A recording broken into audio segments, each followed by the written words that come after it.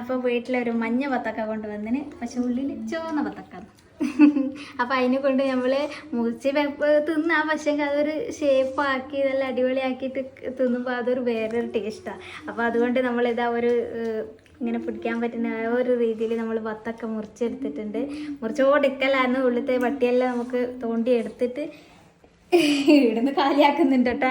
കാലിയാക്കാൻ പറ്റാത്ത വിധത്തിൽ ഒരാളെ കുട്ടീനെ കഴിച്ച കൊടുത്തിട്ടുണ്ട് ഞാൻ, അതുകൊണ്ട് ഇത് ബാക്കിയാണ്. അല്ല, ഇത് ഉറക്കിട്ടാകുമ്പോൾ വേണം ഒന്ന് വേഗം തീർക്കാൻ വേണ്ടി. വത്തക്ക കാലിയായിട്ടുണ്ട്. ആദ്യം നമുക്ക് നിറച്ച് കൊടുക്കാം. ഇതിങ്ങനെ ആടുന്നുണ്ട.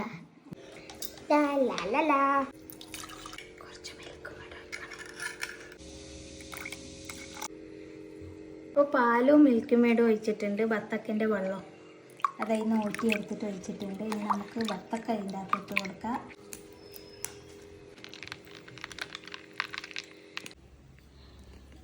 അപ്പോൾ നമ്മളെ ബക്കറ്റ് വത്തക്ക എന്നാ പറയണ്ടേ ചേട്ടന്, ഈ ഇത് സർബത്ത് അങ്ങനെ പറയാം. ബക്കറ്റ് വത്തക്ക സർബത്ത് റെഡി ആയിട്ടുണ്ട്. ഇതാ ഞാൻ ടേസ്റ്റ് നോക്കി കേട്ടോ, നല്ല രസമുണ്ട്, നല്ല മധുരമായിട്ട്. ആ മിൽക്ക് മേഡെല്ലാം ഇട്ടുകൊണ്ട് നല്ല ടേസ്റ്റ് ഉണ്ട്, പാലിൻ്റെയും വത്തക്കൻ്റെ എല്ലാം ആയിട്ട്, ഐസ് ക്യൂബെല്ലാം ആയിട്ട് അടിപൊളിയായിട്ടുണ്ട്. സൂപ്പർ.